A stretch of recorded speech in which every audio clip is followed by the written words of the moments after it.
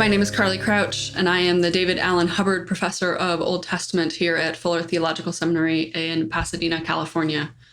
Thank you to Professor Sánchez for your insightful paper, which effectively illuminates the different ways that people can approach migration, often without fully articulating their presuppositions.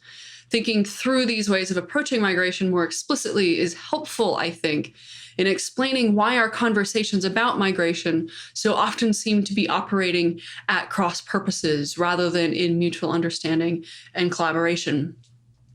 I also appreciate the way that your suggestion of a vocational model recognizes the contextualized situational location of each of us as we engage with these issues of migration and migrant justice. To those given great power, indeed comes great responsibility, of course, but you are right to draw our attention to the fact that each of us bears responsibilities in this regard, whether we are in positions of power or not. As a contribution to this conversation, both immediately with regard to your paper, as well as more broadly to the concerns of the conference, I'd like to offer a few remarks with regard to migration and the Hebrew Bible Old Testament, and to then pose a couple of questions relating this to your paper, and that I hope we might be able to take up in our discussion. I think it's crucial to begin by underlying that the story of the Hebrew Scriptures is the story of migrants. Professor Sánchez's paper has highlighted a few of the stories that are most commonly noted in this regard. I'd like to add a few more just to make the point clear. So, if we begin in the beginning, Adam and Eve are evicted by their landlord. Cain wanders the earth in search of asylum. Noah and his family flee climate change. The ancestral narratives begin with God's instructions to Abram to leave your country and your father's house, and that sets the stage for 4 generations of migrations due to famine, to civil conflict, and human trafficking. The Hebrews leave Egypt in search of religious freedom and freedom from economic oppression, and they then spend decades as stateless persons. After settling in the land, cultural inflexibility within the community leads to difficulties in its relationships with the host population of Canaan. Later in the story, David migrates repeatedly to evade threats to his life in the midst of decades of political turmoil in Israel-Judah. As Professor Sánchez noted, David's ancestresses, Ruth and Naomi, are also migrants. The prophet Amos is a Judahite from Tekoa who migrates to the environs of Samaria in pursuit of prophetic work, where he warns his host population of their own looming deportation. The prophet Hosea, although not himself a migrant, at least as far as we know, also warns the people that they will be expelled from their homeland as a result of political and cultural issues. Political instability and repeated military invasions during the times of these prophetic ministries then trigger refugee flight and forced displacement from the northern kingdom of Israel, followed, about a century later, by similar migrations from the southern kingdom of Judah. The prophet Ezekiel speaks from the experience of those deported from Jerusalem to rural Babylonia in the 6th century, lamenting the loss of the homeland and attempting to explain why this catastrophe has occurred. Jeremiah responds to this and to subsequent waves of forced migration, as well as to the internal displacement that characterized the experience of those remaining in the homeland.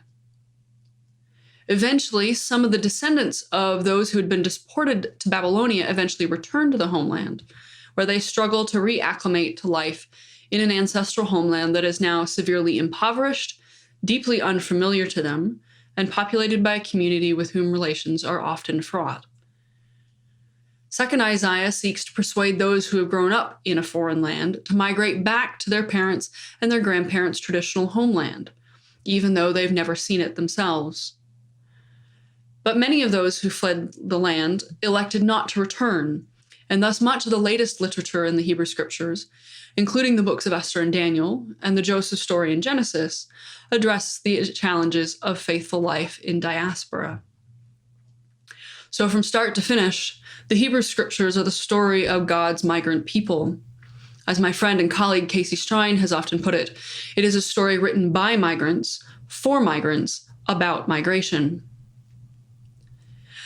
I make a point of this because it's clear that to recognize the role of migration in the story of God's people is to admit not only that the Hebrew Scriptures are indispensable to a Christian theology of migration and mission of migration in the 21st century, but to recognize that experiences of migration have stood at the heart of the theological project, including mission and evangelism, for more than 3 millennia. Moreover, this characterization of the Scriptures brings home that to talk about migration in the church is not only to talk about how those of us who are privileged enough to be contemplating how, or indeed whether, to receive migrants into our communities should approach the issue, but that if we want to talk about what Scripture has to say about mission and migration, then part of the answer to that is to get out of the way and to let the Bible speak. Because communicating with migrants about the nature of God and about God's relationship with the world is fundamentally what the Scriptures are designed to do. As part of this, we should recognize that the Bible neither depicts a uniform experience of migration, nor demands a uniform response to it. If we look just at 2 of the prophetic books, Jeremiah and Ezekiel, we can see this right away. So the book of Jeremiah, for example, tells a story of Judah and Jerusalem's destruction that incorporates many different kinds of migration into the story of the people of God. It tells of forced displacement by the Babylonians to Mesopotamia. It tells of refugees who flee across the border into the Transjordan in an attempt to escape the fighting in Judah. It tells of internal displacements to Jerusalem and Mizpah, as people endangered first by the invading army and then by the imposition of foreign rule seek safety and security. Even the prophet Jeremiah himself is depicted as an involuntary migrant, a man who is forced to abandon the homeland he loves. So the book recognizes that experiences of migration vary greatly.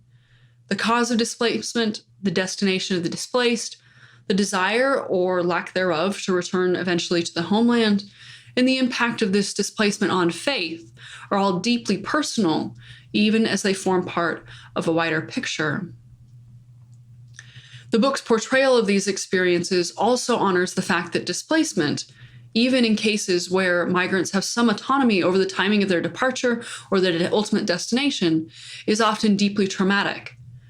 The book's strange, disordered contents are sometimes seen as a stumbling block that must be overcome in order to discern the divine word. But more recent readings have recognized that they reflect the disruption and the disorientation inflicted by displacement and its various associated trigger events, including war, political violence, and famine. And indeed, the acuity of the distress caused by migration and its associated traumas is so extreme that even God weeps at the people's suffering. We're told of this in chapter 8 and chapter 9. Acknowledgement of traumatic suffering within the life of the people of God is a crucial part of the divine word that Jeremiah conveys, even as it raises questions about the nature of the God who allows it. Involuntary migration also provokes a deep dive into the nature of God in the book of Ezekiel. The nearest modern analogy for Ezekiel and his community's circumstances is a refugee camp, where migrants live with others from their old community and have relatively limited opportunities to engage with their host community. And unsurprisingly, Ezekiel's response to those circumstances is similar to the responses of other, more recent migrants who faced similar situations, in particular tending to blame the community for having brought the disaster upon themselves by their own actions, and expressing an especially acute anxiety about the dangers of assimilation. Daniel Smith Christopher has called this an our fault kind of theology, and has helpfully observed the way that it reclaims the deportees' moral autonomy. This depiction of God whose commitment to justice leads to catastrophic punishment is one that many Western Christians, those who are often on the receiving end of migrations, find difficult to engage, having been raised on a spiritual diet that emphasizes God's love to the exclusion of almost all other divine attributes.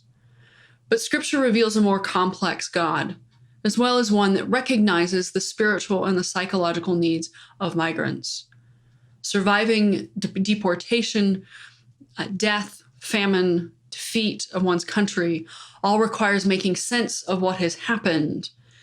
In Israel's case, retelling the story of Israel in a way that can take account of these tremendous changes. Traumatic events like displacement threaten our ability to tell our stories. They disrupt the structure of our daily lives, undermine our ability to recognize connections between events, and challenge God's commitment to justice. Ezekiel's insistence on telling the story of Israel's sins is one way of trying to reestablish the coherence of the world and to affirm God's power and justice. Both Jeremiah and Ezekiel are responding to a cascading series of crises, more or less as they are happening. Jeremiah, in particular, exhibits a chaotic structure and style that makes it very difficult to read straight through. Yet, Jeremiah's disorderliness acknowledges the disorientation that arises from involuntary migration and other forms of trauma. Ezekiel, on the other end of the spectrum, appears almost excessively orderly, and yet it has a theology that is so radical that the rabbis advise the faithful not to read it until well into adulthood, and never to read it alone. It was considered that dangerous. Both prophets draw on older theological traditions, and yet they're driven by their circumstances to create something new. One might have expected, perhaps, that the scribes who passed on these prophetic voices might have tried to smooth out their oddities. Instead, they recognized the exasperating elusiveness of speech about God in unfamiliar circumstances. Attempts to articulate a theology appropriate to such circumstances may produce work that is imprecise or ambiguous or even imperfect, but in the midst of crisis, such efforts are acts of truth faith.